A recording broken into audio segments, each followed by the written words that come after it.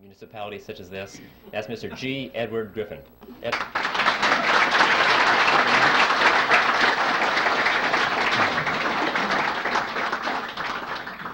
Well, thank you, Mike, and thank you, ladies and gentlemen.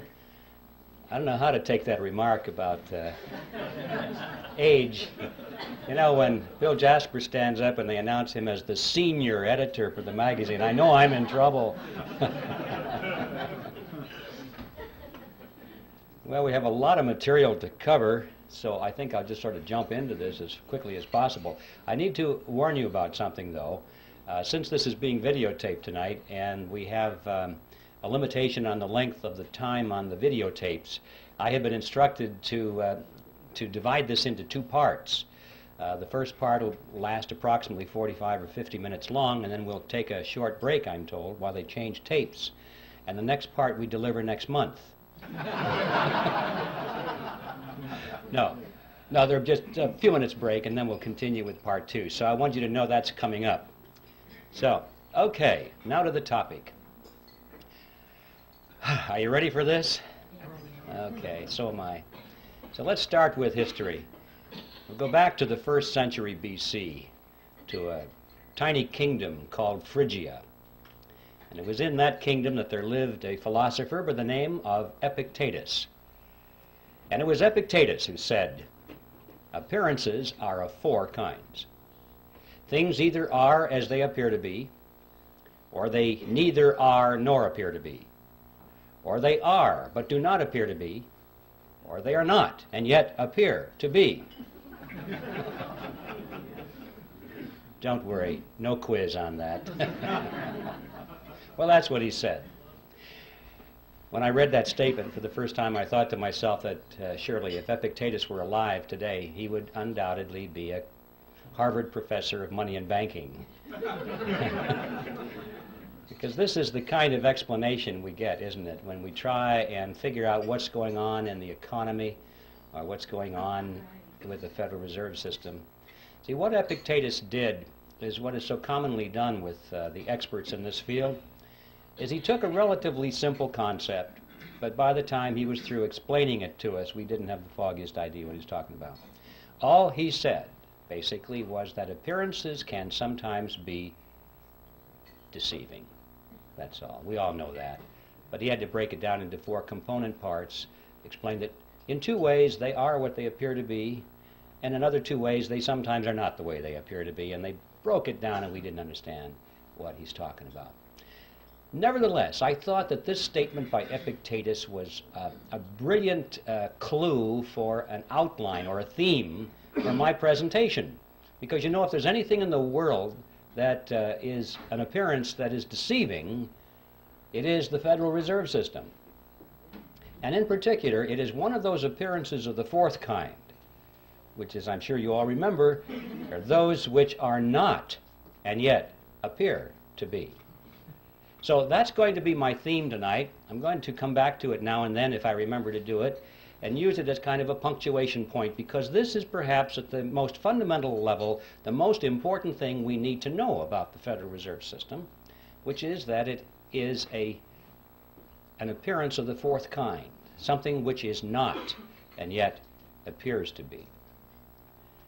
When I did my research on this topic, I came to the conclusion, which may startle you folks here, that the Federal Reserve System does not need to be audited. It needs to be abolished.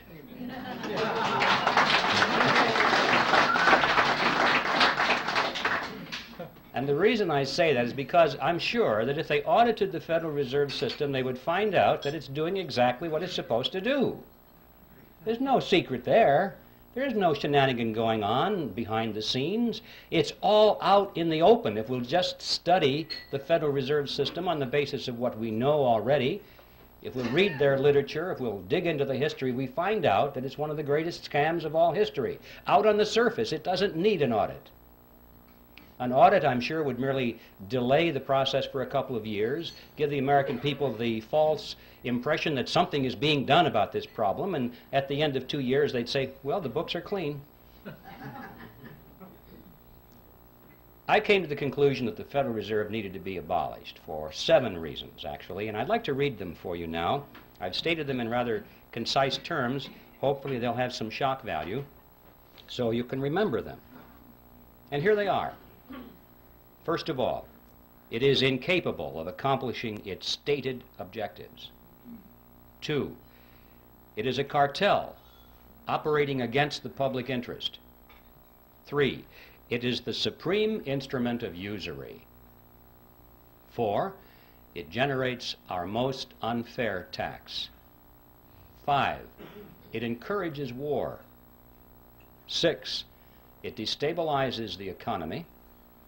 And 7, it is an instrument of totalitarianism. Now, I don't know what you think about those 7 points. I know that a lot of you are totally in agreement with it. I can tell by your reaction. I trust that there are some skeptics here tonight. I hope there are. Otherwise, I feel like the minister talking to the choir. Usually there are skeptics in my audience, and frankly, those are the ones I'm most interested in talking to. And for the skeptics, I'm sure that you're thinking, those sound like pretty far-out statements. How could you ever demonstrate them to be true? But I think you would agree, regardless of your preliminary conclusion about those statements, that if any of them could be proven to be true, there would be good enough reason to abolish the Federal Reserve System. So let's take a look and see whether they can be supported. Time doesn't permit to go into all 7 of those here this evening, but I would like to splash around on at least the first 4 of them to show you that indeed there is ample evidence to support these conclusions. And I think the best place to begin with all of this is where the action was, and that is the creation of the Federal Reserve System. And that takes us directly to the title of my book, The Creature from Jekyll Island. You can almost hear the music being played in the background as they do some kind of a spot commercial to sell this book. I have to admit I had a lot of fun with that title because I had this fantasy in my mind that someday it might be in a bookstore window and people would pass by and think, oh, it's a sequel to Jurassic Park. But anyway, that will never happen, I'm sure. The fact of the matter is, for those of you who know a little bit about this topic, the title has quite a bit of meaning in it.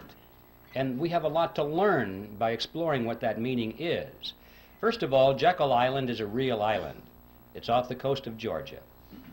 And it was on that island back in 1910 that the Federal Reserve System was conceived at a highly secret meeting that took place there.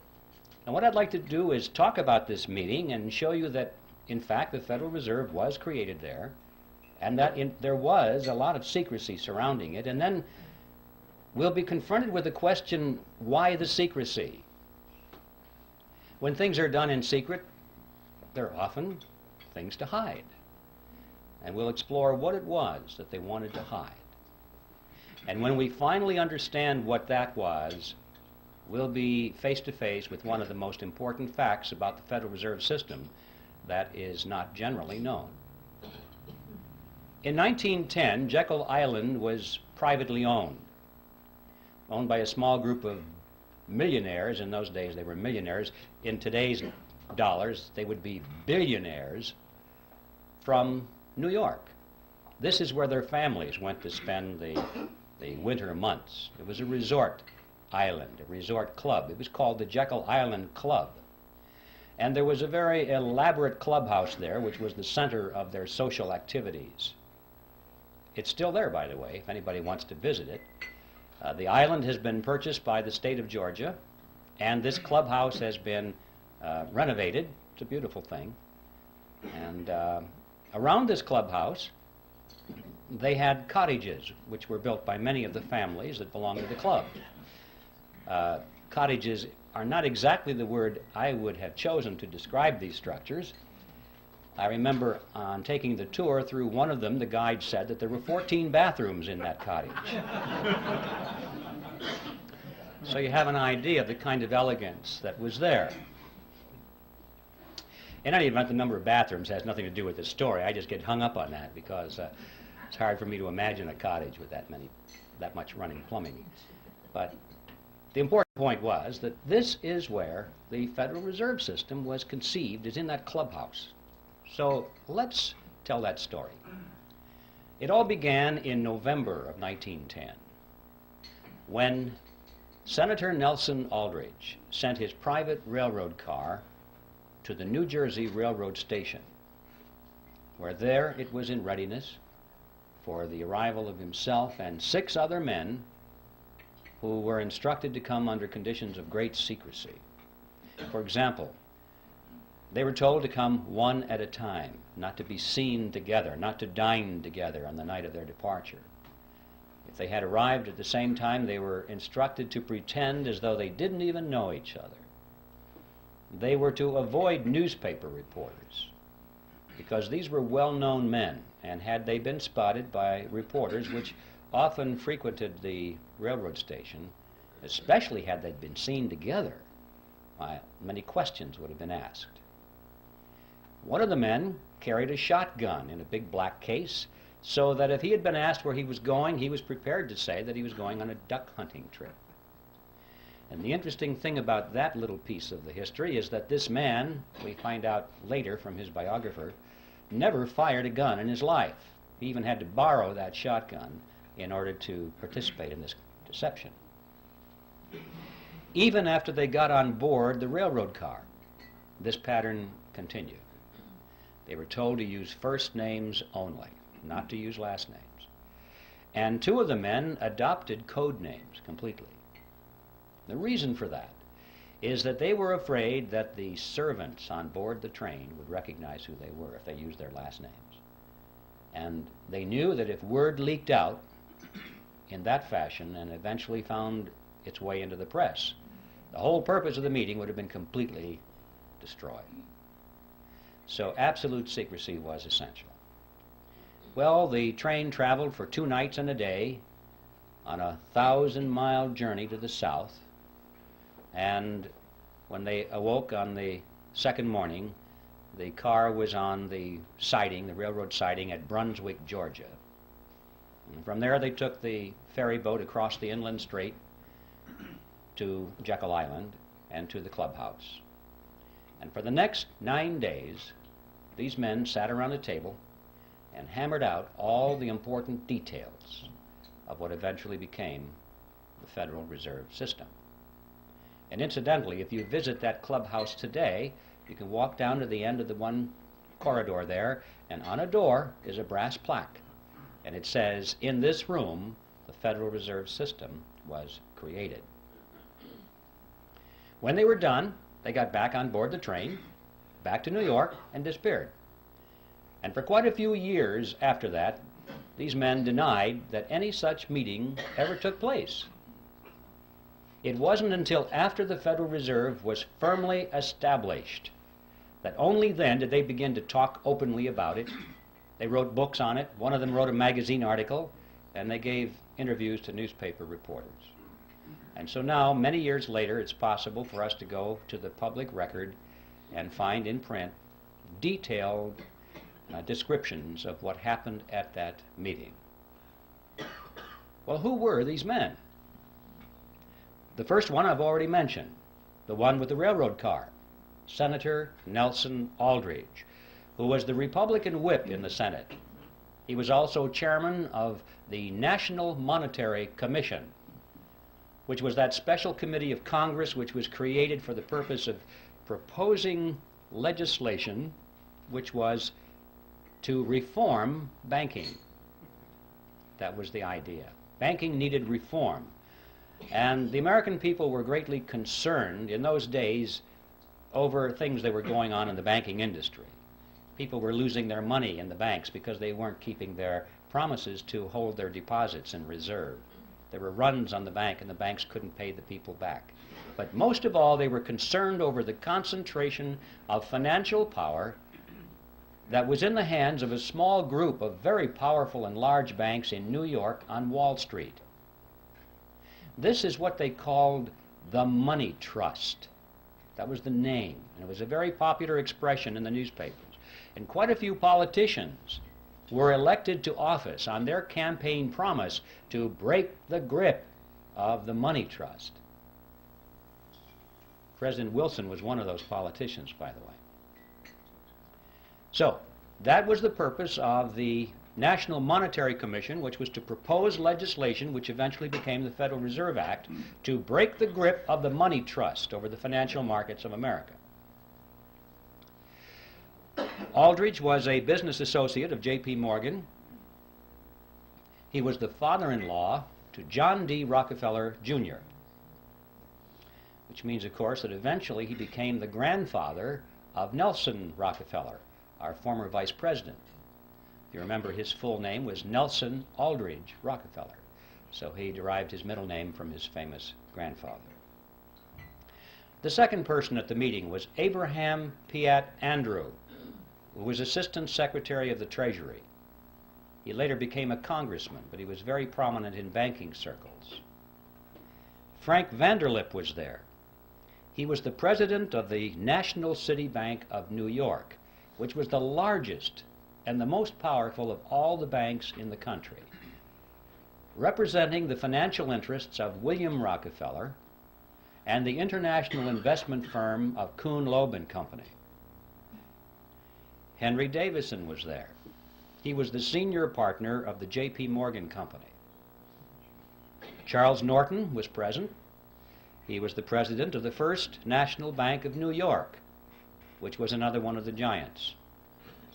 Also, there was Benjamin Strong, who was the head of J.P. Morgan's Bankers Trust Company. And incidentally, 3 years later, when the Federal Reserve System was finally created, he became the first head of the system. And finally, there was Paul Warburg, who was probably the most important of all the men there because of his knowledge of banking as it was practiced in Europe. Paul Warburg was born in Germany. He eventually became a naturalized American citizen. He was a partner in Kuhn, Loeb and Company. He was a representative of the Rothschild banking dynasty in England and France. And through all the years of his banking in America, he remained in very close contact with his brother, Max Warburg, who was the head of the Warburg Banking Consortium in Germany and the Netherlands. Paul Warburg was one of the wealthiest men in the world. And those of you who are Little Orphan Annie fans, you'll remember Daddy Warbucks. Well, Paul Warburg was the real Daddy Warbucks, after whom that character was named. And everyone at the time knew it. I have his photograph in the book. If you'd like to compare his picture to the drawing rendition of Daddy Warbucks, you'll see the similarity between Warbucks and Warburg. And also, while we're on the subject of cartoon characters, anyone who's played Monopoly will remember the drawing of the capitalist with the handlebar mustache and the cigar. That's J.P. Morgan. Those are the 7 men who were on Jekyll Island, and as incredible as it may seem, they represented approximately 1/4 of the wealth of the entire world.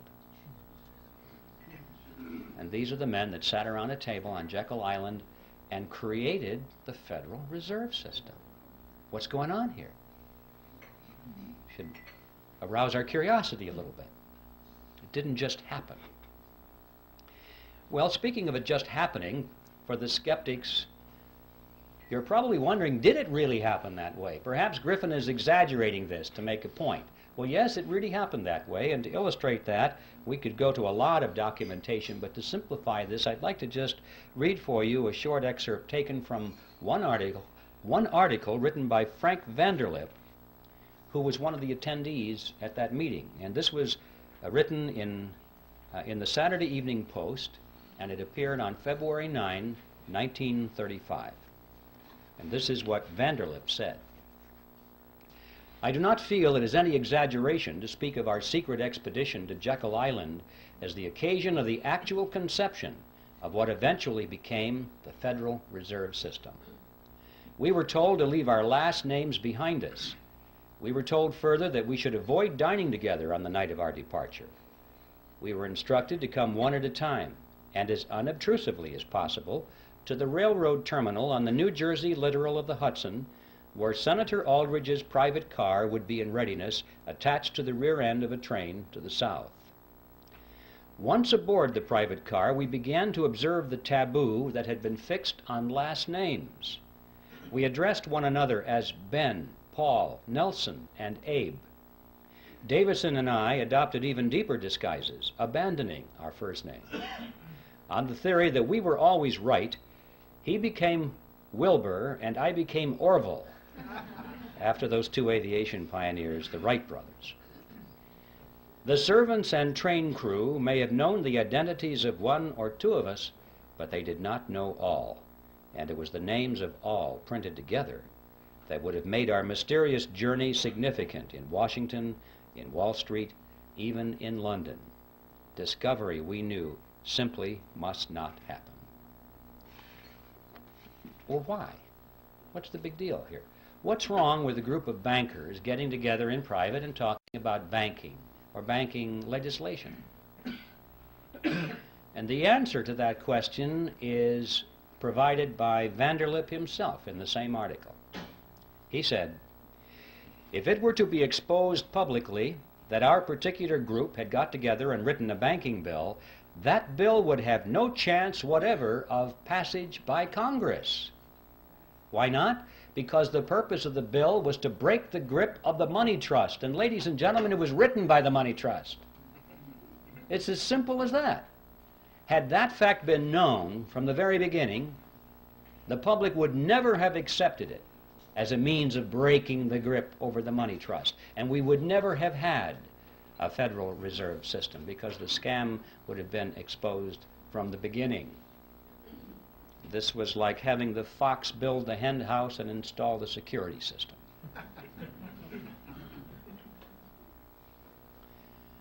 So there is a primary reason for the secrecy. And it's a fact that most Americans have not even considered, that there might have been some kind of deception, massive deception, at the very inception of the Federal Reserve System, and for a very good reason.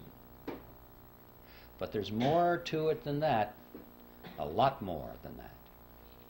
Consider the composition of this group and the financial powers they represented. Is there anything strange about that mixture?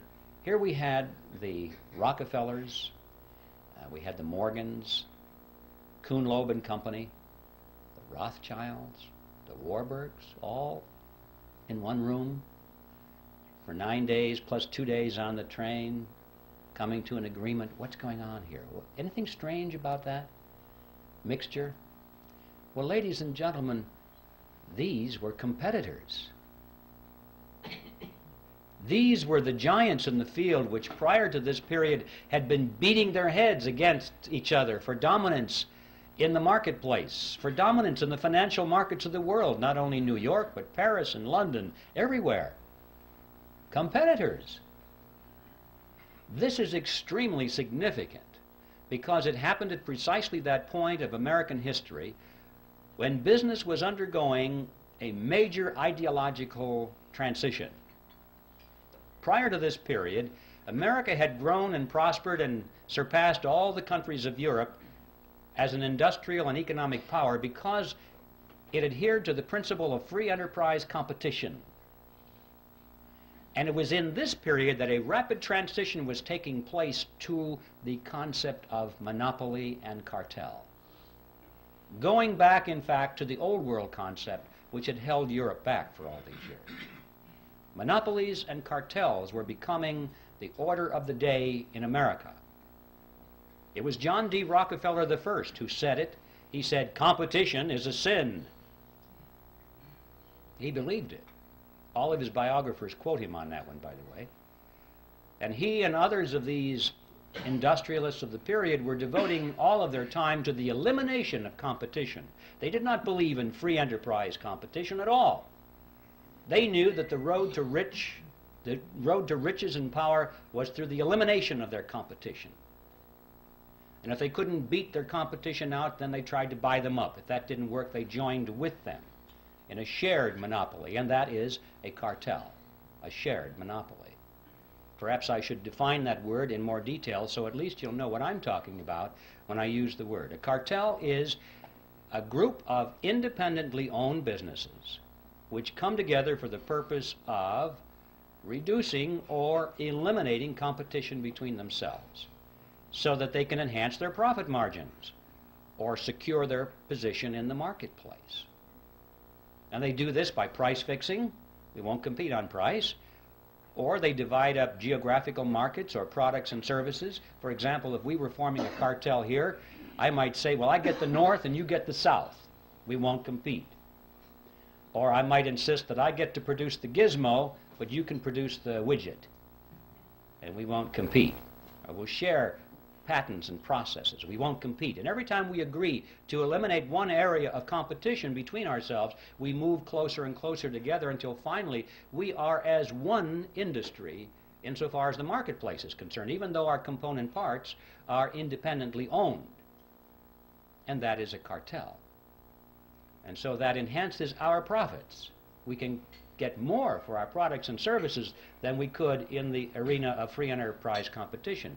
And of course, the other side of that coin is that the public pays more for those products or services than they would otherwise. And that is just as true in a banking cartel as it is in any other kind of cartel. And the amazing fact emerges that when you study this period, that for the 15 years before the meeting on Jekyll Island, these groupings of which we're speaking had come together increasingly in joint ventures. They were learning how to avoid competition between themselves. They knew they couldn't knock each other out. They had tried that. It was too costly. Now it was time to come together. And what happened on Jekyll Island is that they formed a banking cartel, and they called it the Federal Reserve System. An amazing fact that all these years we've had something which most people have thought was a government operation of some kind or another. We were told it was a creation to protect the people, to stabilize the economy, and it's a cartel. And the purpose of a cartel is to enhance the profit structure of the members of the cartel. Period. That's the second amazing discovery, to be learned if we understand and analyze what happened on Jekyll Island back in 1910. But there's a third element, which is perhaps even the most important of all, and that is that this cartel went into partnership with the government. Well, cartels often do that to enforce their cartel agreements, but in this case they did it in spades. Now, in any partnership, there has to be a payoff. There has to be some benefit to the partners, otherwise they won't go into the partnership, or if they go into it, they won't stay in it for very long. So it's a legitimate question for us to ask, what is the payoff? What's the benefit to these partners? Let's find out why the government is in this partnership, and then we'll find out why the banking cartel is in it. And in order to find out what the payoff is, we'll have to examine how the Federal Reserve System creates money, because that's the key. Now, if you're not familiar with how money is created in America, this is going to be really some experience to go through this for the first time. You're going to shake your heads and say, I don't believe this. I call it the Mandrake mechanism, after that 1940s comic book character, Mandrake the Magician. Could create something out of nothing, wave his cape, and it was back into the void again. That's the Federal Reserve System.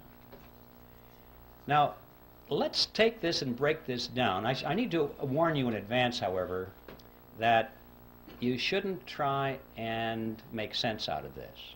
Okay?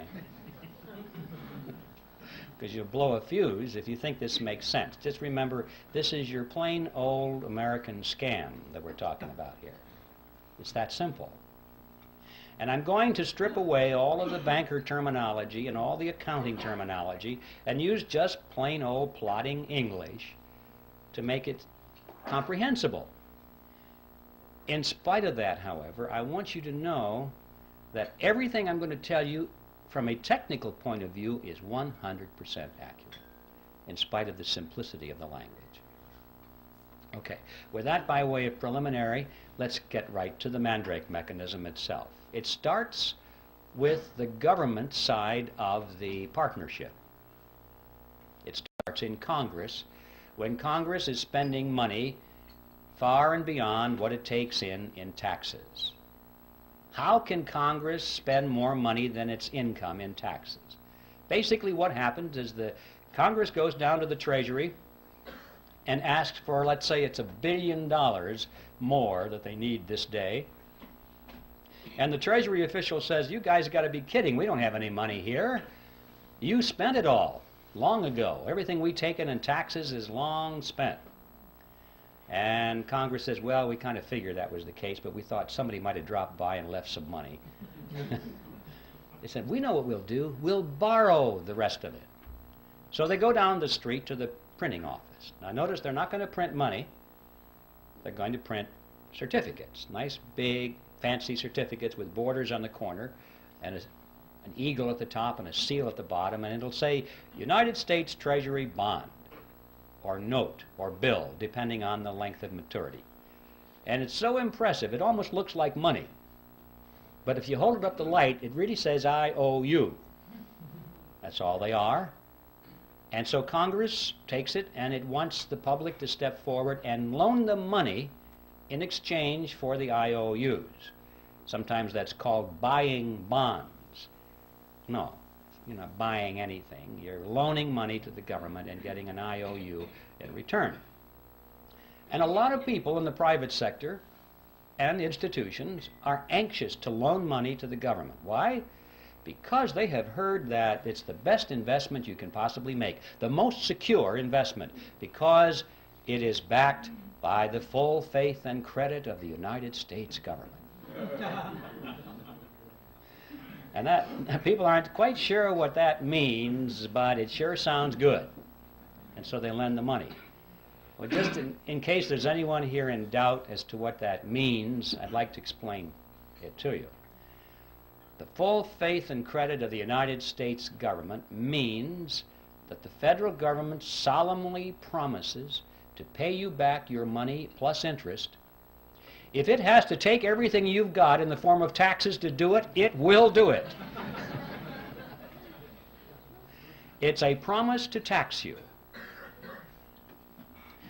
And people don't think this thing through. They think, oh, it's wonderful. It's a wonderful investment, and I'm going to get some of my money back. Anyway, that's a little side issue. The government is able to borrow a tremendous amount of money and therefore spend more than it takes in taxes through this process. But never enough. They always need more than that. Not to worry, they say. They walk further down the street to the Federal Reserve Building. Now the Fed has been waiting for them. That's one of the reasons it was created. They walk in there and the Federal Reserve officer opens up his desk drawer, pulls out a big checkbook, and he writes a check to the United States Treasury for $1 billion and hands it to them. Now we need to stop and ask a question. Where did they get that money? That $1 billion, that's a lot of money. Who put the money into that account for the Federal Reserve so they could give it to Congress or to the Treasury? And the answer is, there is no money there. There's absolutely zero. There's just a checkbook. Well, if you and I were to do that, we would go to jail. But they can do it because Congress wants them to do it. This, in fact, is the payoff. This is the benefit to the government for being in the partnership.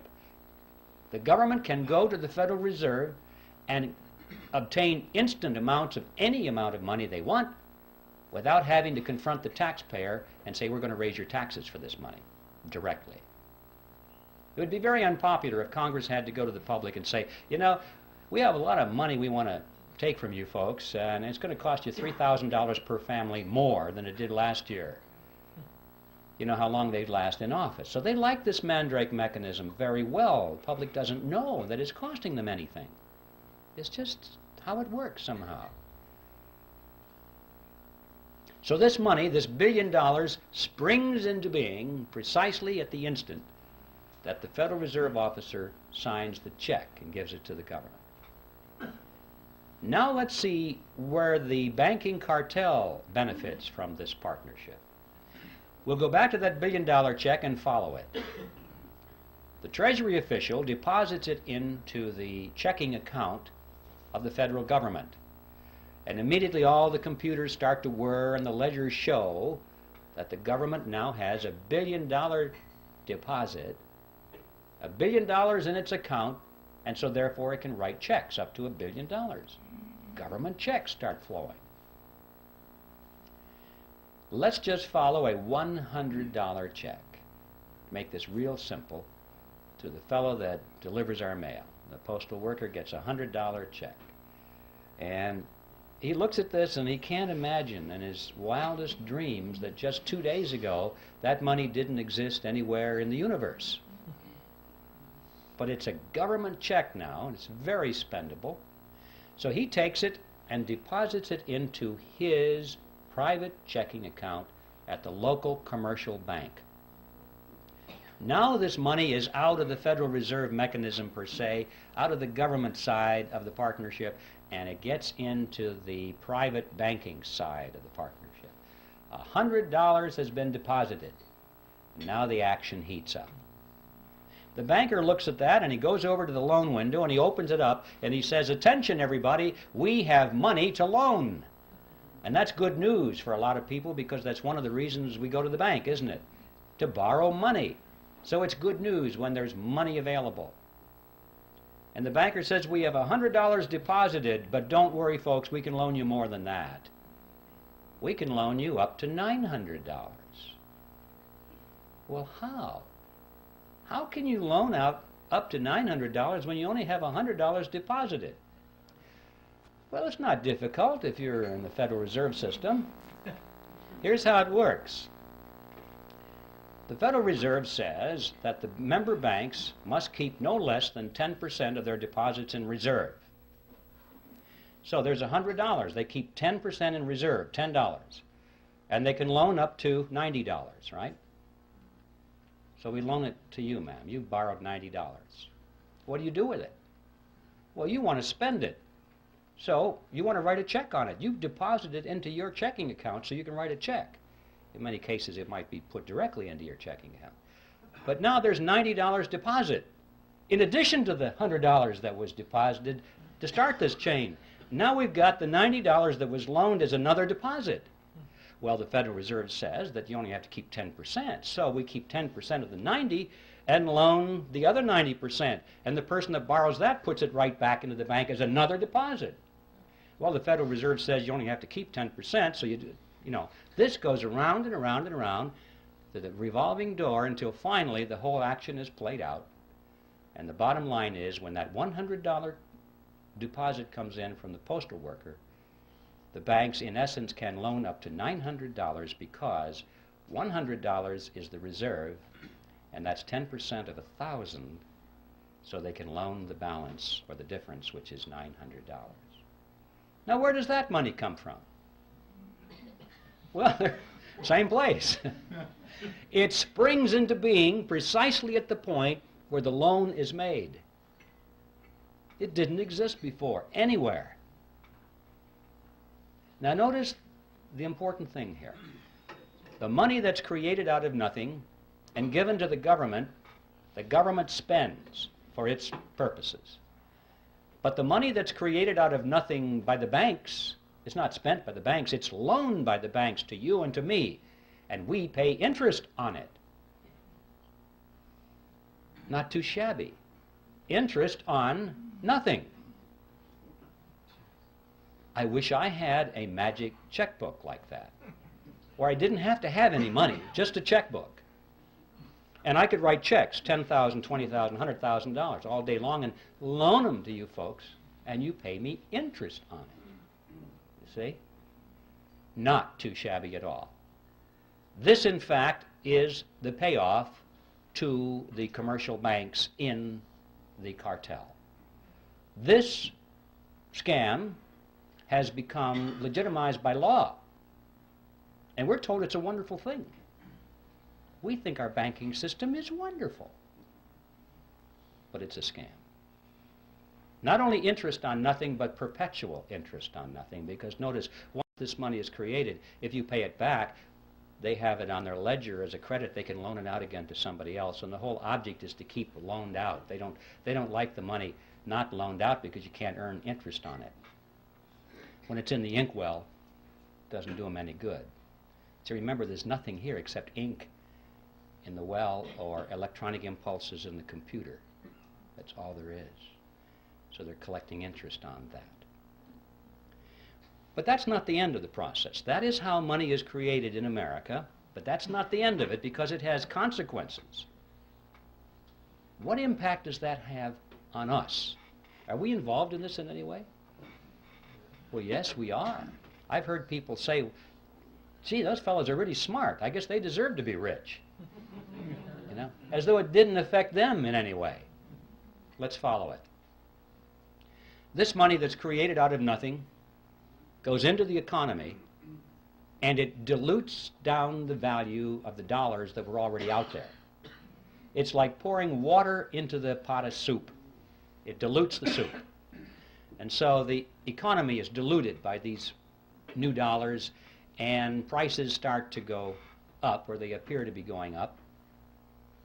It's the process called inflation. I say appear to go up because prices really don't go up, ladies and gentlemen. What's happening is that the value of the dollar goes down. Right.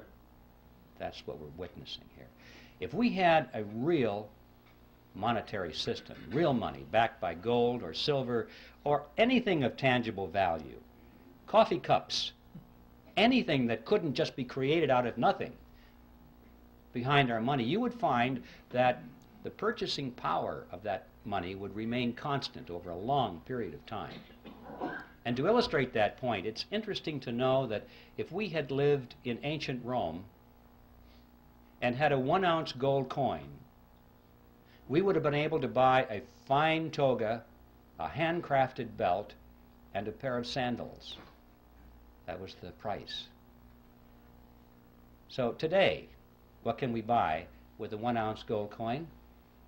We can walk into any men's store and buy a really fine suit, a handcrafted belt, and a pair of shoes.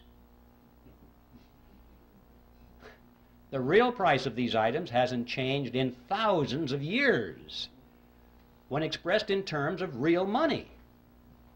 But when expressed in terms of these things we carry around, we call them dollars. They're not. They're really Federal Reserve notes. They buy less and less and less because they keep creating more and more and more of them, and they dilute the economic soup.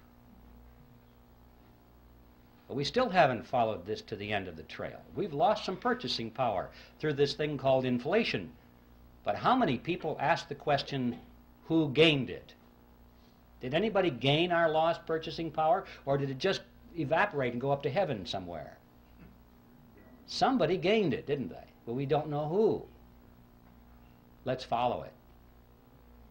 The people who gained our lost purchasing power were those who were at the point where this fresh money was injected into the economic soup. Those at the nozzle get dollars that look the same as all the other dollars, and they have them first, and they can spend them at full purchasing power. But by the time the person who gets those dollars then gives them to the next person and the next person, it goes out toward the edge of the pot, where most of us are, and it gets diluted down. But the ones up there at the nozzle are the ones who have gained our lost purchasing power. Who are they? Well, we know that the government is one of them. That's where the billion-dollar check started, isn't it?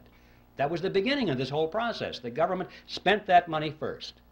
And then, of course, those who work for the government and those who have government contracts and those who get grants and so forth get the next wave, and they're not doing too bad either, and it starts out from there. But what about on the banking side? Who got that money first off? Well, the people that came up to the loan window. They were the first ones to get it. Now, this comes as no surprise to anybody here, I'm sure, that in times of inflation, it's a good thing to borrow. Everybody tells you that because you say, you know that you're going to borrow $1 and you pay it back with quarters or 50-cent pieces because inflation erodes the value of those dollars. So you know to borrow is to gain. And the people who don't borrow, who save, they're the ones who are losing. But notice, however, that this gain that the borrower gets, he has to turn right around and give to the bank in the form of interest on nothing. So he doesn't really gain at all. It appears to be gain, it's paper gain, but his gain actually goes back to the bank as interest on nothing. Now yes, during times of inflation, his paper assets expand. Golly, this real estate looks like it's worth a lot of money right now, but then the economy contracts, and he's wiped out. He doesn't have anything. And notice that when you go to the bank and you go to borrow some of this nothing money, did they expect nothing from you in return? No. They want you to sign over it and pledge as collateral your car, your house, your assets, hard assets, not nothing assets. So when the economy contracts and you can't continue to make those payments, they get your marbles. So the bank will do all right, whether it's expansion or contraction. So what's the answer to the question? Who gains? Who got your lost purchasing power? Big surprise, ladies and gentlemen. The two members of the partnership called the Federal Reserve System. It's the government and the members of the banking cartel. Those are the ones who got your purchasing power. Now there in a nutshell is an overview of the Federal Reserve System. And I guarantee you, ladies and gentlemen, you're not going to read this in any textbook on the subject. And I can also tell you that you now understand everything there is of importance to know about the Federal Reserve System. The payoff on the government side is that they're able to tax their people, and don't forget inflation is a tax. You pay it, you have no escape. It's a hidden tax, but it's a tax just the same. And so the government is able to tax the people without them even knowing they're paying the tax. And on the banking cartel side, they're able to collect perpetual interest on nothing. Now that is the end of part one. Stand by. There's more.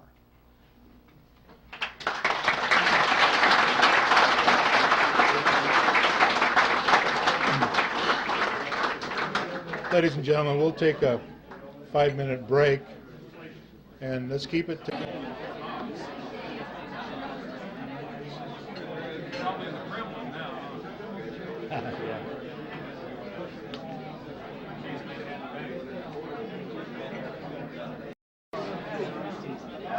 That's it?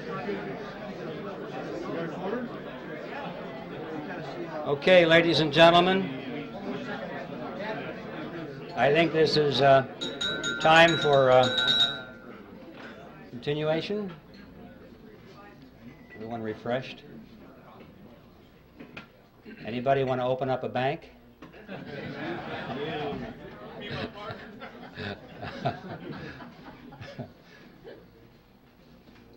All right, part two.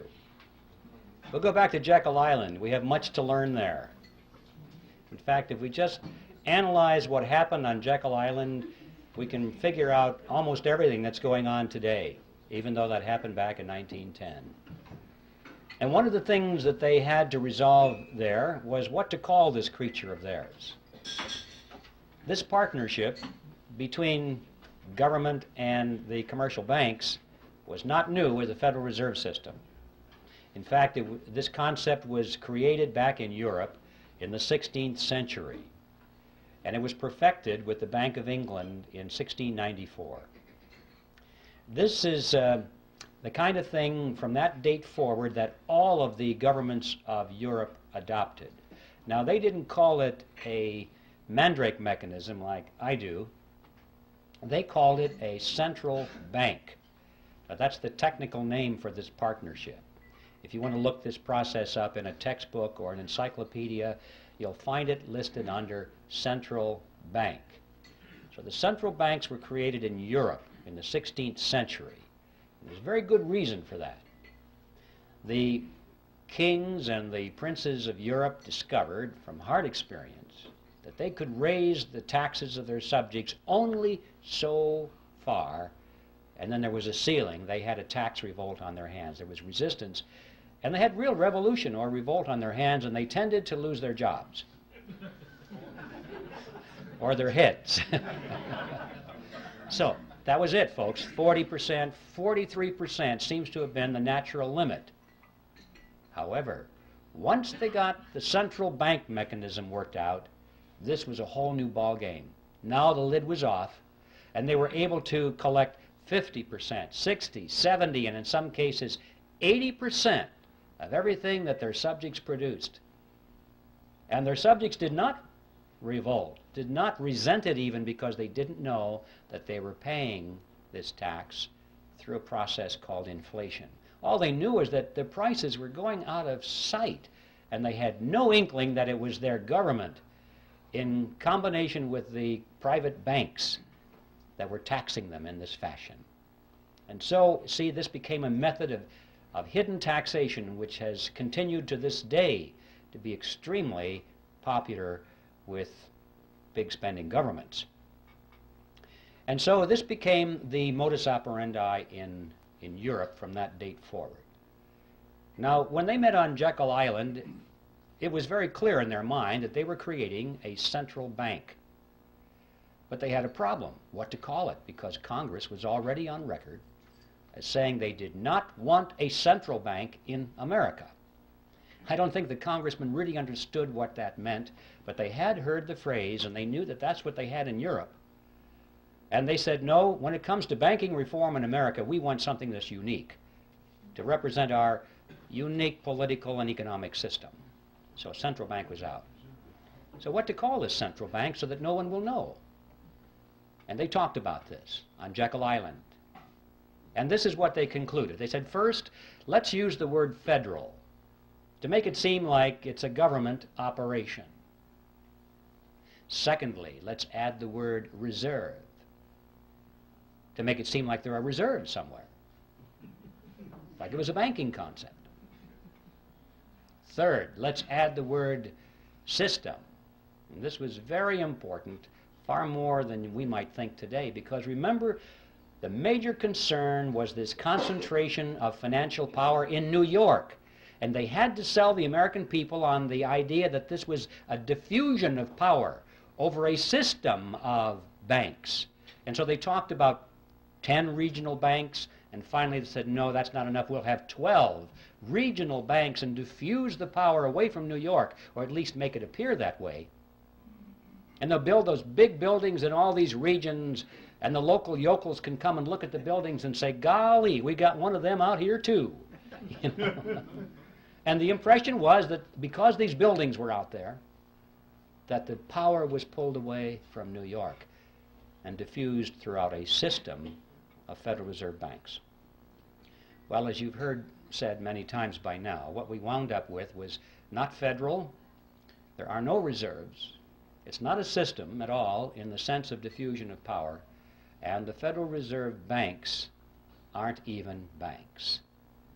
So on all four words, we're dealing with appearances of the fourth kind. Brilliant strategy.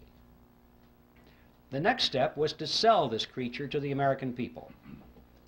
And the first draft of the Federal Reserve Act was called the Aldrich Bill, sponsored by Senator Aldrich, of course.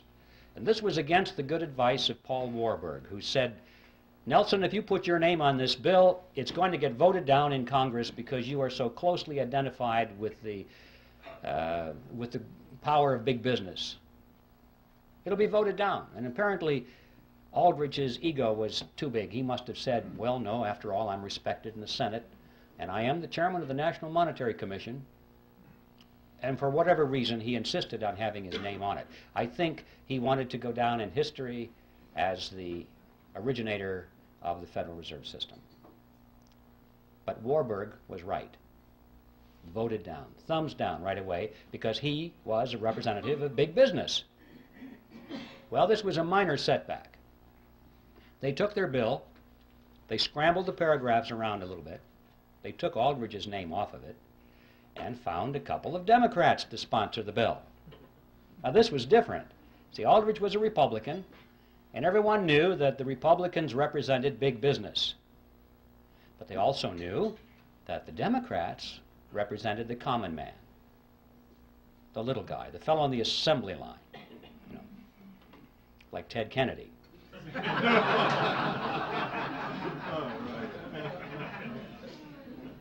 So they found a couple of millionaire Democrats to sponsor the bill. They got Carter Glass from the House and Senator Robert Owen, who was a very successful banker. And now they sponsored the bill. It was the Glass-Owen bill, and this was different. This was a Democrat bill, and it began to receive very popular consideration in Congress. Next, Aldrich and Vanderlip began to give speeches and statements to the press condemning the bill that they had written. They said, this will ruin the banks. This will be terrible for the nation. And by the time this was printed in the newspapers, the average person read that and said, oh, I guess the big bankers don't like this bill very much. It must be pretty good. You know, you have to give these people credit. They were not stupid. They didn't get to be where they were through stupidity. They understood mass psychology, they understood politics, and they played their cards exceedingly well. Next, these same individuals who were condemning the bill were privately financing it. They were behind all the lobbying activities in Washington. They personally paid for the creation of what was called grassroots study clubs that came up all over the country, held public meetings, and disseminated brochures extolling the virtue of the Federal Reserve Act. They gave large amounts of money to some of the better-known universities and created new departments of economics, handpicked their own people to be the professors, to chair those departments, and then those men began to speak publicly and write scholarly essays about how wonderful the Federal Reserve System was.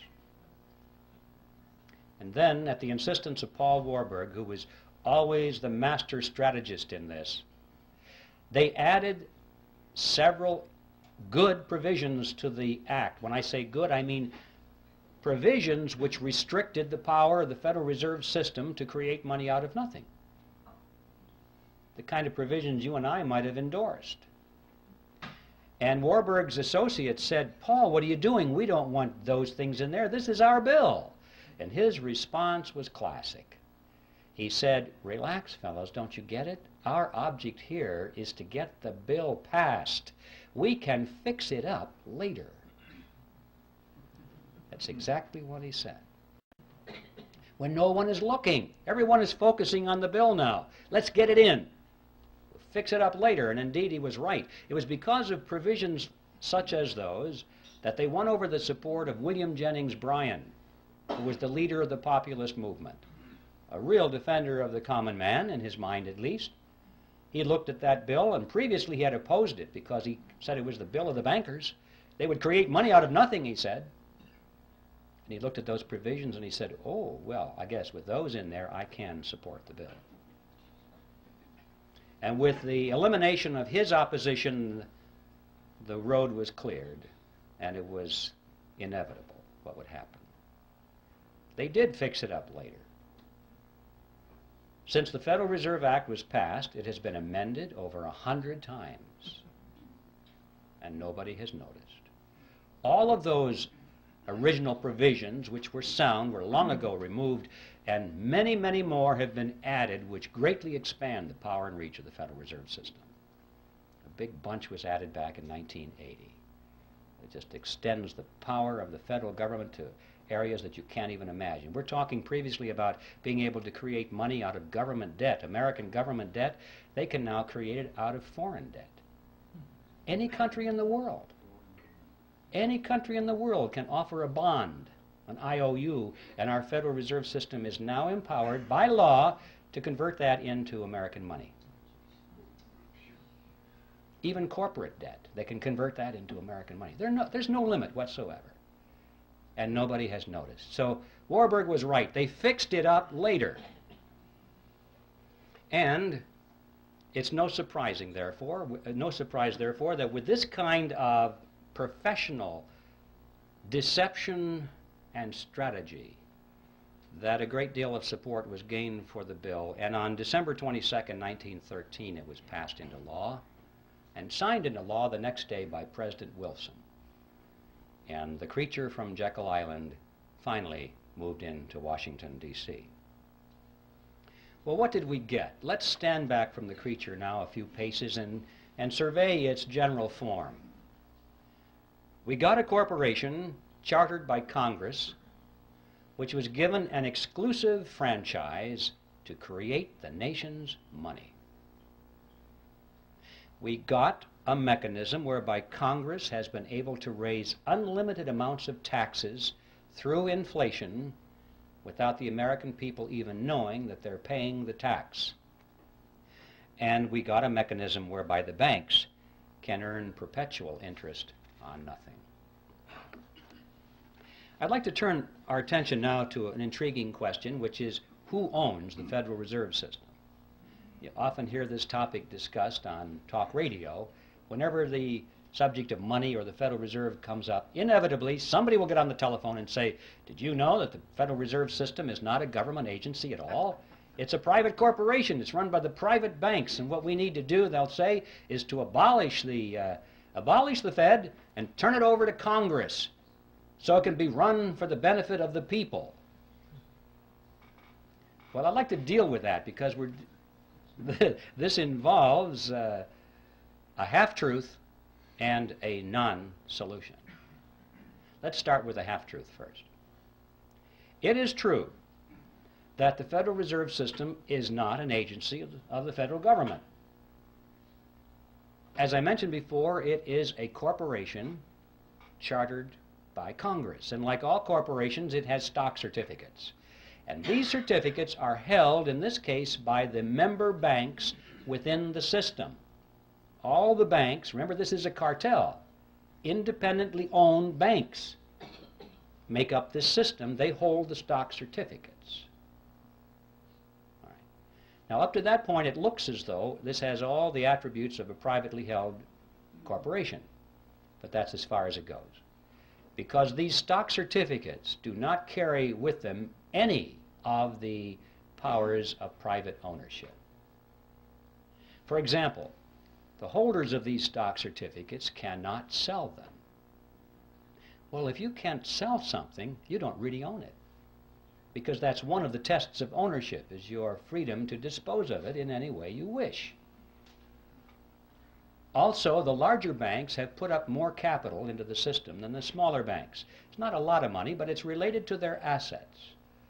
The larger banks put up more, have more stock certificates than the smaller banks, and yet regardless of that, all of the banks have one vote. So there's another violation of the principle of private ownership.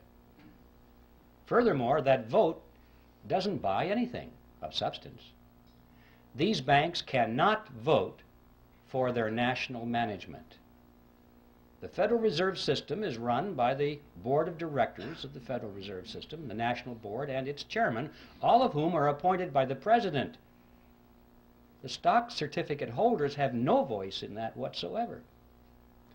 The only thing they can vote for are the members of the board of their local regional banks, so-called banks. But guess what? The chairman and the vice chairman of those regional banks are appointed by the national board. Guess what? They can vote for their officers of the regional banks, but they can be overridden. The national board has veto power over those people. You get the picture here? In spite of this sales job, of this diffusion of power over the 12 regional banks, these banks have no power at all. It's all concentrated in the national board. The only thing that the regional banks can do, according to their charters, of any substance, is to set the interest rates within their regions. But guess what?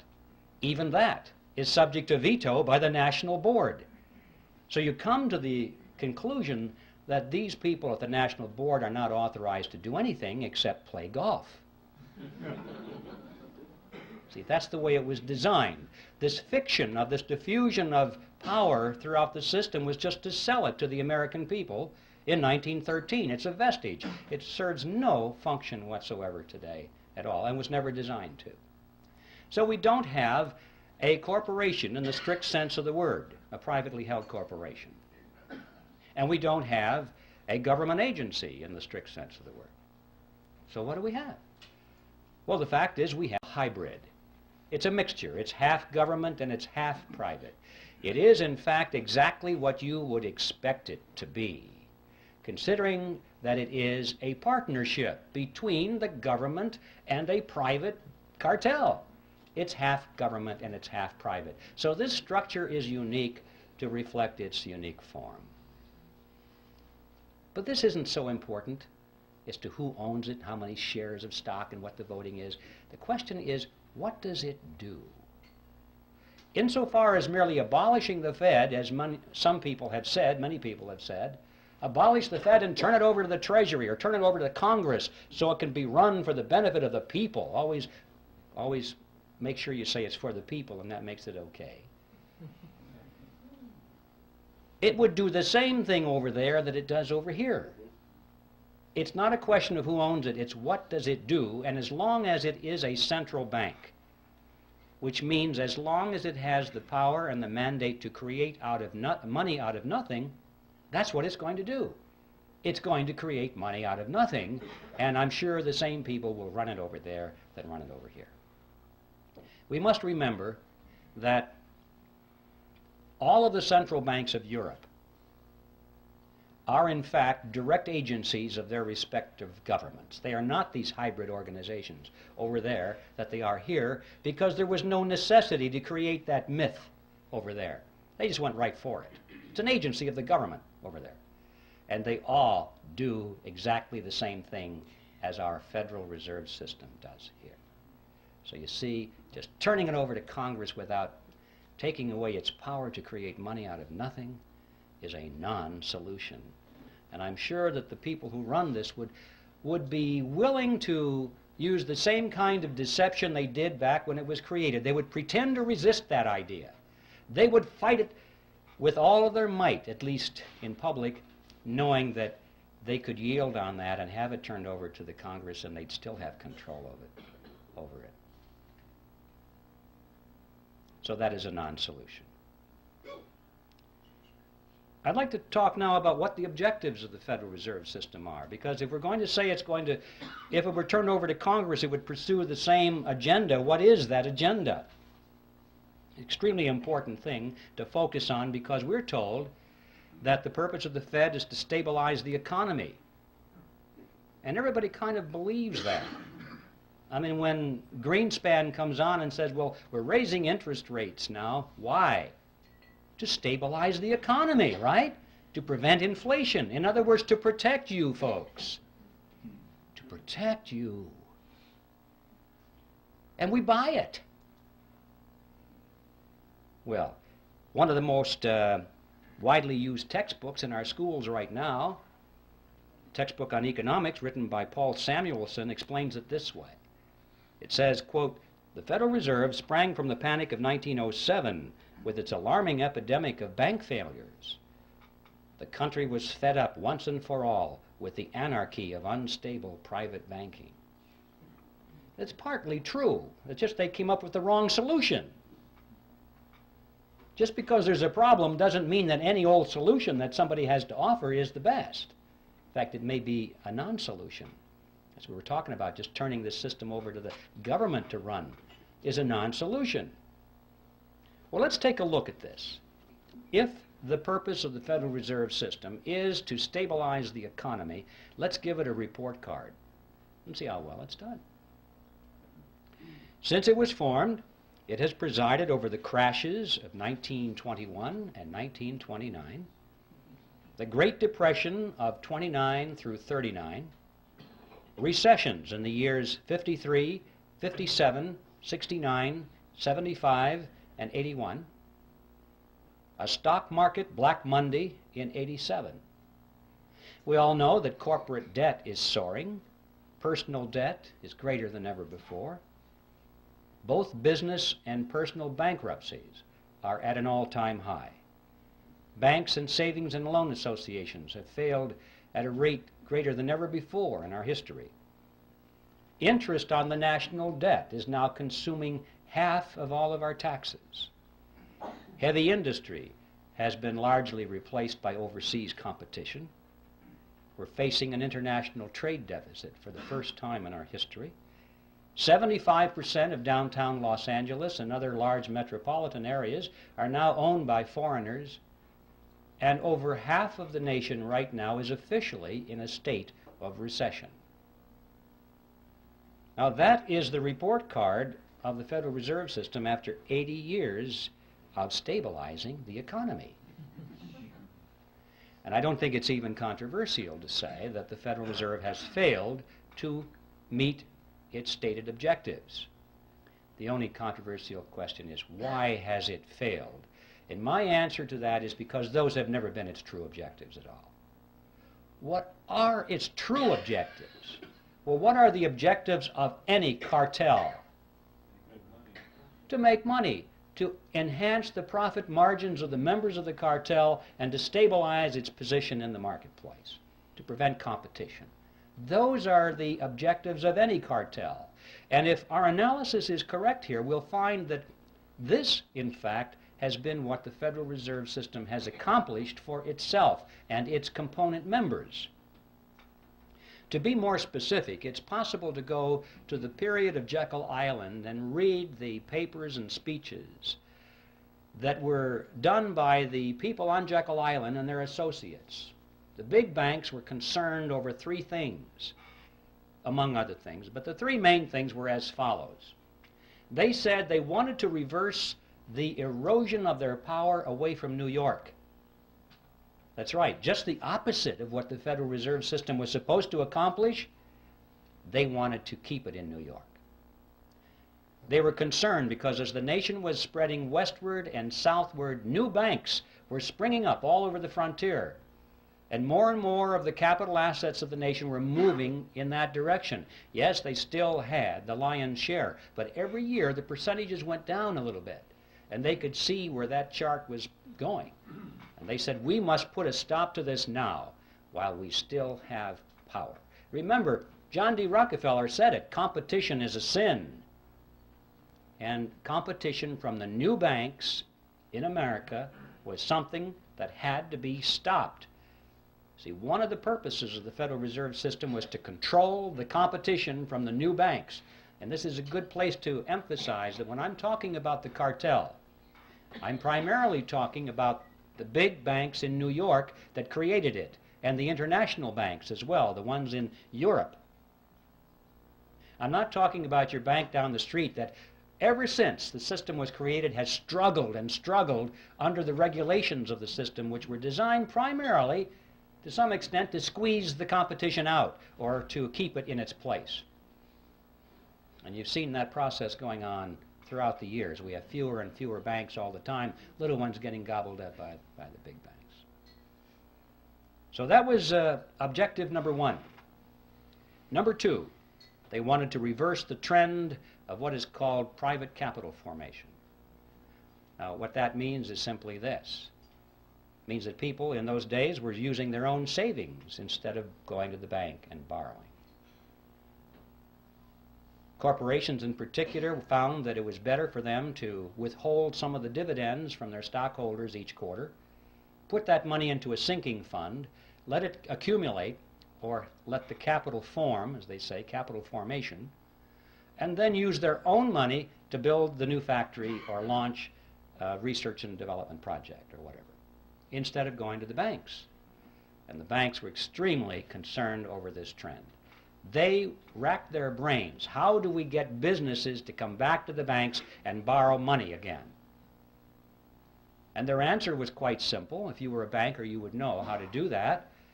The answer is to lower interest rates, to make those rates so attractive that you'd be crazy not to go to the bank and borrow the money at those interest rates. It's so much easier than saving. Well, why didn't they just lower interest rates? Because that was 1913, ladies and gentlemen, and they couldn't.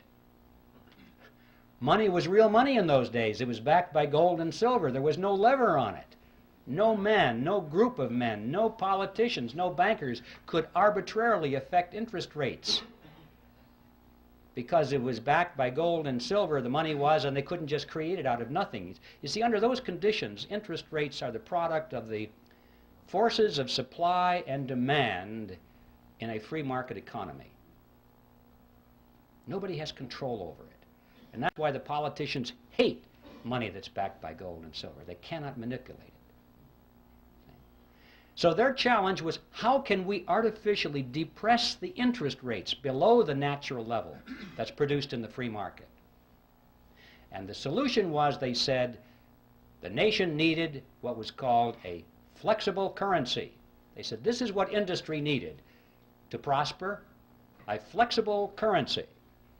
You still hear that phrase today, the virtues of a flexible currency.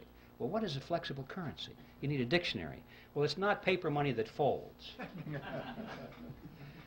What that means is money created out of nothing. That's what a flexible currency is. See, the trick is not particularly hard to figure out here. If you are creating money out of nothing, you don't have to charge an awful lot of interest on it to show a profit.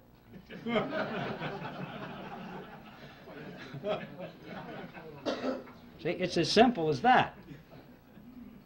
So, with a flexible currency, now they have a lever on it, and they can jack the interest rates down, down, down, so that it's attractive, and they're still making plenty of profit on it because it didn't cost them anything. And they have reversed the trend toward private capital formation. And the third objective that they spoke about in those days was how to pass on the inevitable losses within the banking system, to pass those losses on to the taxpayer in the name of protecting the people. Now, let's give the Federal Reserve System another report card with these objectives in mind and see how well it has done. Did they keep control over the banking system and the monetary system in New York? And yes, they did. Anyone who knows how the markets function, it has always remained in New York. In fact, it's even more so now in New York than it was then. Yes, there are plenty of large banks in the nation, in the South and in the West, but these are small compared to those giants that are in New York, in fact, that are astride the world, with offices in Peking and Moscow and Africa, everywhere in the world. The giants are in New York, and they have been running the show all of these years. A few years ago, there was a book that appeared on the market called Secrets of the Temple, written by William Grider and published by Simon & Schuster. It was a bestseller, and it was advertised as a scathing attack against the Federal Reserve System. Well, when I heard that, I could hardly believe my eyes and my ears. A scathing attack against the Federal Reserve System, published by Simon & Schuster? Now, this is one of the biggies. I thought to myself, well, a miracle has happened. I guess I don't have to finish my book because it's done. Somebody did it.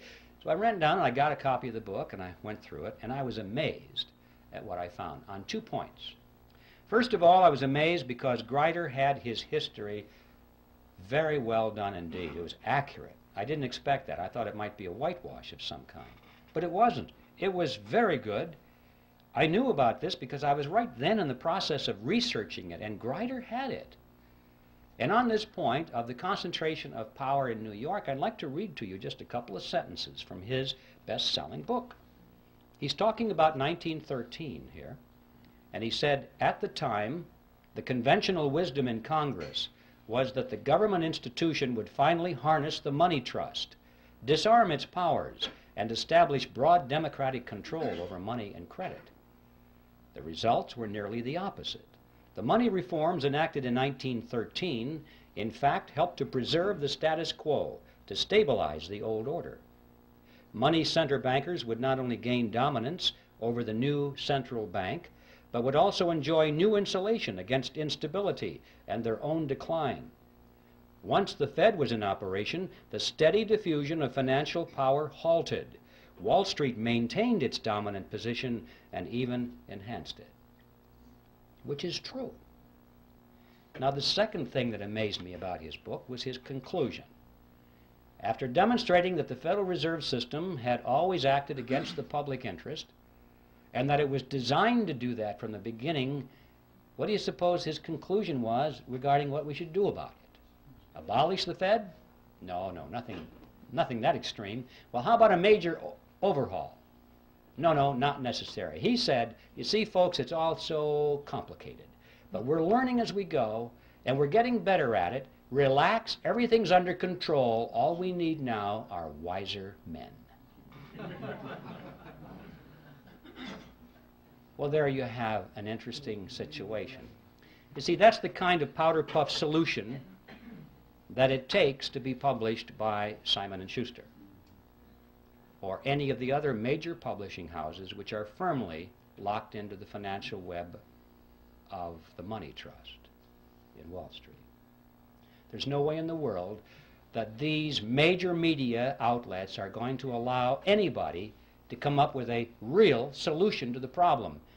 Now, I need to digress here just for a second because we have a lot to learn from this, not just in the field of the Federal Reserve System, but in many other areas of concern to our nation in these critical days ahead. It's not enough just to point with alarm. It's not enough just to say, well, this is historically true, and it's not enough to lead the charge if you don't lead it anywhere. See, these people don't care how much you expose their scams or their conspiracies or their plots if you have no solution. If your only solution is, well, now I told you about it, now just vote Republican, you know? If that's it, nothing's going to happen, is it? Till we look behind party labels. In other words, wiser men, whatever that means. This is controlled opposition, ladies and gentlemen, and it's something that's been going on for a long time. These people are smart enough. Remember, they sold this Federal Reserve System in the face of opposition, and they did it by deception. They're smart enough to control their own opposition or to create their own opposition if necessary, so they can lead it nowhere. I'll just leave that thought with you because it's something we need to be very aware of in the critical days ahead. Let's get back to the Federal Reserve. It gets an A on its report card for objective number 1, which is to maintain control over the money markets in New York. Did they reverse the trend toward private capital formation? Boy, did they ever. With interest rates brought down periodically to such attractive levels, individuals and corporations have been enticed away from saving their own money and going to the bank. You'd be a fool not to get that money at those low interest rates. Of course, then the economy contracts and things go a little sour now and then, and the fruit falls from the tree, and they pick it up. They get all your marbles. They get all your assets, your houses, your cars, your factories, your stocks, and your bonds. That's one of the reasons we've had so many bankruptcies in the decades past. Even those companies today which are hanging in there by the skin of their teeth because it's all they can do to make payments to service their debt to the banks. Notice that many of those companies are now sending more money to the banks as interest on their loans than they send to their stockholders as dividends on their stocks. Think about that. The banks which created the money out of nothing, no effort at all, no risk really of anything, are making more money out of these giant industries than the people who worked for the money, sacrificed, saved the money, invested it, and risked it. And yet the money is going to the banks. Yes, the Federal Reserve System, in fact, gets an A on its report card for reversing the trend toward private capital formation, and they did it with a flexible currency, just as they had planned to do it. And what about the third objective, which was to pass the losses onto the taxpayers in the name of protecting the people? That is something which I call in my book Operation Bailout, the game called bailout. You may have noticed every time a large bank gets into trouble, not the small banks, they're dispensable. Large banks, when they get into trouble, they're going to be bailed out by the government, which means by your tax dollars and mine, in the name of protecting the people. It doesn't make any difference if there's if it's a private corporation or a city municipality or a third world country. Whoever has borrowed megabucks from these banks and now can't service their debt anymore, they have trouble making those interest payments, which is all banks care about. They don't want you to pay back the loan, because they'd have then just the problem of finding somebody else to lend it to. They don't want you to pay back your loan. They want you to pay the interest on the loan and keep those loans going forever. And finally, when people have trouble making those interest payments, and it looks like the bank is going to have to write it off of its books, what happens? They go to Congress.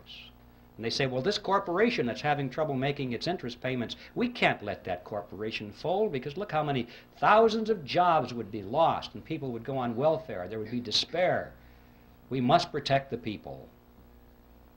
Or if it's a third world country that can't make its interest payments anymore, they say, well, we can't allow that to happen. We must make those payments for them in some way or another, because if that venerable bank had to write that huge loan off of its books, it would technically be bankrupt. And if it were bankrupt, it might have to close its doors. If that bank were to fall, it's such a huge bank, it'd be like a domino, and it might knock the other banks down too, and we could have a major economic crisis on our hands, and look how the people would suffer. And so Congress dutifully always responds. Remember, Congress is the partner in this scam. Always rushes in and says, yes, we can't allow those bad things to happen to the people. And so they vote the money to guarantee the loans or make outright payments in some very creative fashions so that the interest can continue flowing to the banks. Some of the more memorable games you may have missed over the recent years: Penn Central Railroad was bailed out in 1970, Lockheed Corporation that same year, Commonwealth Bank of Detroit in 1972, New York City in 1975, Chrysler in 1978, First Pennsylvania Bank in 1980, Continental Illinois, the largest of the banks so far, in 1982, and of course we know how many third world countries out there have had their debts funded. The money comes from the IMF World Bank so they can continue making their payments, and the IMF World Bank gets their money from the Federal Reserve System, and the Federal Reserve System gets it from us in the form of that mandrake mechanism and the hidden tax called inflation, or direct taxes in some cases. The Federal Reserve System gets an A on its report card on all three of its true objectives. My final topic is a short one, and it has to do with usury. An interesting concept. Usury used to be defined in ancient times as interest on a loan, period. Any interest on any loan was usury. Well, it's been redefined in modern times as excessive interest on a loan, in view of the fact that when people earn their money and they save it, they sacrifice the use of it, and then they loan it to somebody else for their venture. They're entitled to some reasonable return on that sacrifice. Some interest return it seems fair and logical to most people. So the question today is excessive interest. What is that? It was Thomas Edison who said, "People who will not turn a shovelful of dirt on the project, nor contribute a pound of materials, will collect more money than will the people who will supply all the materials and do all the work." When I read that, I wondered if that was true. I took my calculator and I ran the numbers. You might try this sometime. If you assume a $100,000 home to be built, and that $30,000 is to go for the land and the architect's fees and the building permits, that kind of thing, $70,000 to go for the actual construction of the house, the materials and the labor. You assume further that the buyer goes to the bank, puts 20% down, takes out a 10% loan for 30 years. Punch in the numbers, and you will see that he will pay to the bank in interest $172,741, compared to $70,000 for labor and materials. In other words, as Edison said, 2.5 times more will be paid to the banks who did nothing than for those who provided all the labor and all the materials. And you may say, well, yeah, that's true, but don't forget the time value of money. Reasonable interest is rational. People need to be compensated for the sacrifice of their money over 30 years. That's a long period of time. Wait a minute. Not this money, ladies and gentlemen. Nobody earned this money. Nobody saved this money. Nobody sacrificed anything for this money. This money was created out of nothing. And I suggest that $172,741 interest on nothing is excessive. I think we need to focus on this issue. We need a new definition of the word usury. Any interest on any loan of fiat money, meaning money created out of nothing. Now this example of $172,741 unearned interest on a $100,000 home is like a grain of sand in the Sahara. Look around the desert. All of the other homes of America, all the factories, all the machinery in the factories, all of the high-rise buildings, the hotels, all the airplanes, the automobiles, the farm equipment, the farm structures, everything that we have, we're looking at a similar relationship here. This is staggering. To consider the amount of money that is in this huge, wide river of wealth flowing into the banking cartel because the money was created out of nothing. It's such a wide river of wealth, you can't even think across it in your mind. It's perpetually moving into the banking cartel. This is a dead short across the productive capacity of America. This is money that should be going to the people who produce and who create, instead of being siphoned off through a scam. Think of what our standard of living could be if it weren't for this dead short across our economy. Well, where is this money going? This river, where is it flowing?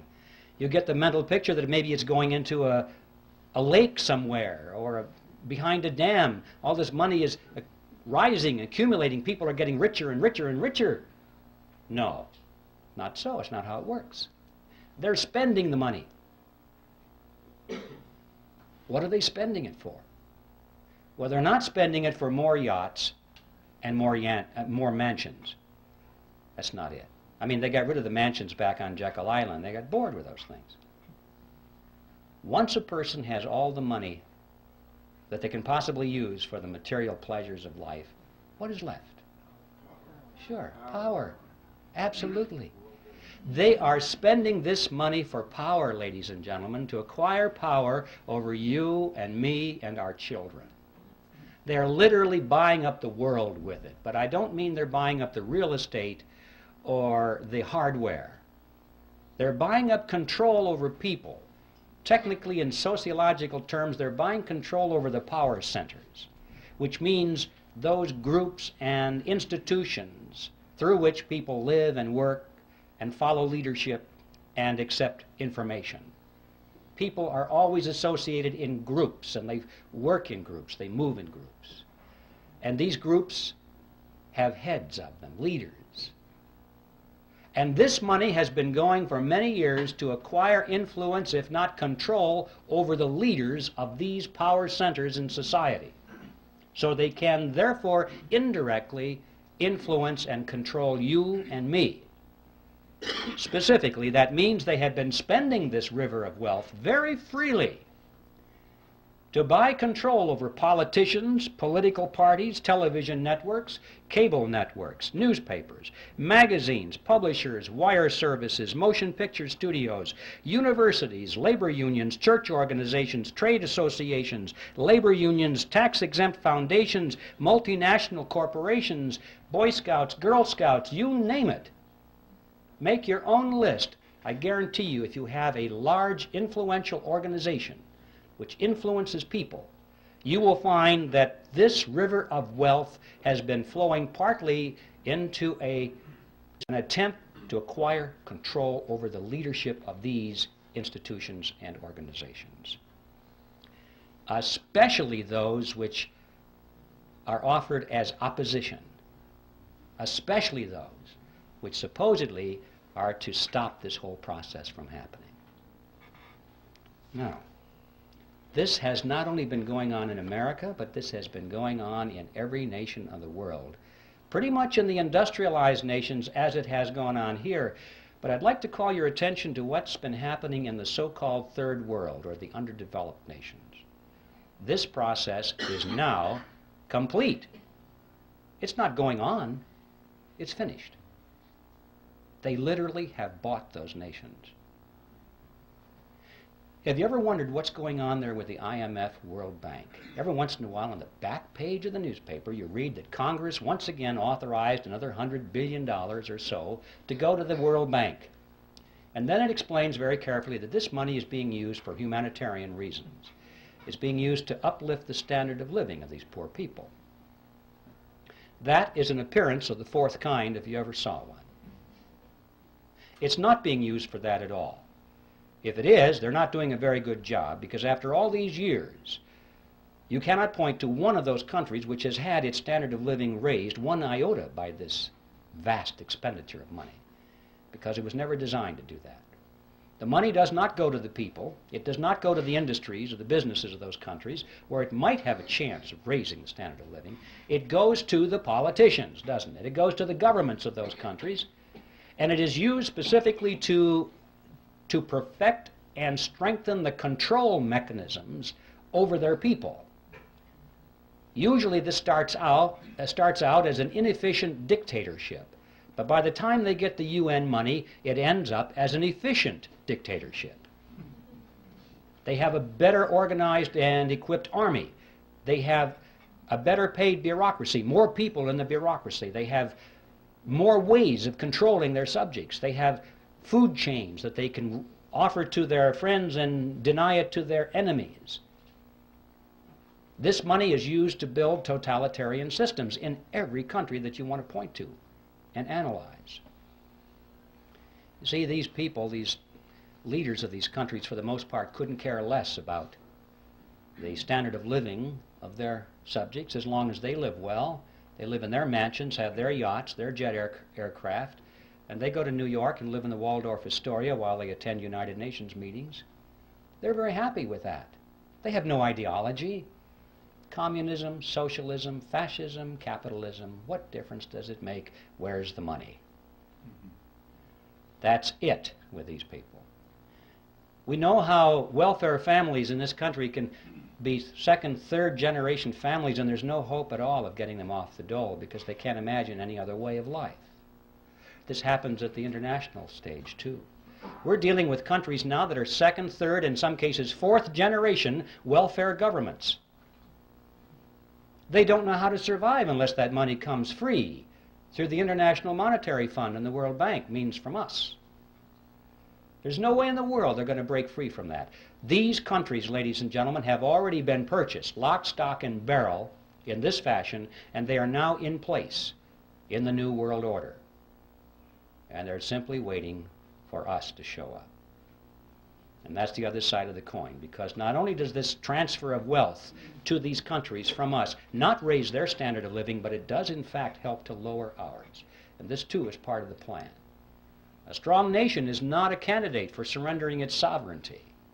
But if a nation can be brought to its knees, if it is hungry, desperate, if it has chaos on its streets, if it has political turmoil, then the people in that nation will much more likely accept any solution that's offered to them by their government or by a world government.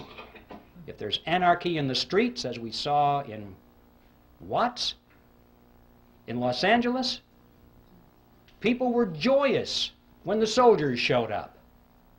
They were joyous because this now was an end to anarchy. It was a dress rehearsal. They won't care whether the helmets on these people are blue or brown. If it says UN on the side, that won't make any difference. They'll say, thank God for the UN finally brought and restored peace to our streets. And if people are hungry and they're out of work and they don't know what to do in the economy, they'll be so thankful for a UN monetary unit which has purchasing power a little bit. Thank God for this UN money, because the old American dollars are kaput. Don't know what to do with them. This is the plan, ladies and gentlemen, to weaken America. And so that's the process. And I'm mentioning this because I want to emphasize to you that what is going on here has nothing at all to do with wealth. The name of the game now is power. Well, now what are we going to do about this? Obviously, if we just restrict our attention to the subject which is ours tonight, the Federal Reserve System, the answer is clear. We have to slay the creature, but how are we going to do that? The creature was created by Congress, and that's how it's going to be slain. Congress can do it and will do it if we build enough fire under those chairs in Washington. I think it was Clyde Watts, General Clyde Watts, years ago, said, he was speaking of judges in those days, but he could have as well talked about congressmen. He said, they may not see the light, but they can feel the heat. And this is true. I don't know if you folks know, well, I know many of you folks here know all about the TRIM committees, which are part of the John Birch Society. They have proven themselves to be excellent ways of getting some of these big spenders out of Congress. It just happened. We saw, but I think it was 30 of them replaced. Not entirely because of TRIM activity, but believe me, it had a lot to do with it. This is something that works. And even those that didn't come up, that didn't get replaced, they're having their voting records changed. I don't have the name here, unfortunately, but I heard just the other day there was some congressman. We had the letters shown to us there. Here was a guy with his voting record it was very bad. He was voting for big government and higher taxes, and the TRIM committee started to hand out his TRIM bulletins in his district, and it was at a gun show, and he came over and says, take those things off the table, and he was irate. He said, well, we can't do that, Congressman, that's your report card, you know. And he wrote a real nasty letter or two, and they had copies of it, and he said, you know, I think that these TRIM bulletins are good for one thing, and that's to line the bottom of the birdcage. That's what he said. The next election, his report card was all good. He decided, I can't get rid of these TRIM bulletins. He's changed his voting, and the next report card was good. He straightened out. He had no particular principles, but these fellows put their finger to the wind, and they can tell which way it's blowing. If he wanted to be reelected, he had to get into step. And I know that a lot of these people go around saying, well, I've been trying to warn my constituents of this danger for many years, once the fire is built under their seats. So that is a very important program, and we can do it simply by exposing the voting records of these people and not just taking their words. Now, all of this, of course, this whole program requires an informed electorate, and that doesn't just happen. You don't inform the electorate just by wanting it to happen. You have to have quality educational materials. You have to know that they're accurate. You have to be able to rely on them. You have to have an organization to prepare and distribute these materials. They just don't go out on their own. I mean, I could have written this book, for example, and it would have just stacked up in my garage without the Speakers Committee, without the Birch Society's programs and its chapters and its people in place, its coordinators. It takes organization to make these things happen. And of course, not the least of which it takes leadership, which has proven its ability and its expertise, particularly its integrity, so it can offer real solutions instead of non-solutions, and leadership which is not going to be purchased and run by the opposition. And of course, that is the mission of the John Birch Society. If there's anybody here who's not a member yet, I just want to tell you that the Society is an ideological army, and the time has come to enlist. I think it was Patrick Henry who put it pretty well. He said, "Our brethren are already in the field. Why stand we here idle?" Now, the bad news is that time is running out. It used to be that I told people that about some of these problems, and they would say to me, could never happen in America. You're just exaggerating, you know. And now they say, how much time do you think we have left? Because you can see it. It's all around us. The New World Order is being built around us. We have a world army being built, a world court being built, a world taxing authority being built, a world trading authority being built. It's being built all around us. You realize right now, as we speak, over half of our standing military is now serving under foreign officers. This thing is going rapidly, ladies and gentlemen. So, we're running out of time. But the good news is, we still have time. We still have time, and we have the freedom to work. We can do it if we'll work like the Dickens, like our freedom and our lives depended upon it. They do. That's precisely what does depend on it. So instead of being sour about how late the hour is, we should rejoice over the fact that we still have freedom. We still can meet like this. We can hold public meetings. We still have elections. We can still throw these scoundrels out. So what we need to do now is just get to work and do that which we must do. We can still overthrow the government of the United States every 2 years without firing a single shot if we'll simply discharge the responsibility of citizenship, which comes along with being free men. So that's my message with you, ladies and gentlemen, and that is that whatever it is you plan to do for your freedom or your country, do it now. And a good place to begin is to send Epictetus back to Phrygia. And let's convert that mammoth appearance of the fourth kind into a disappearance of the first kind. Thank you.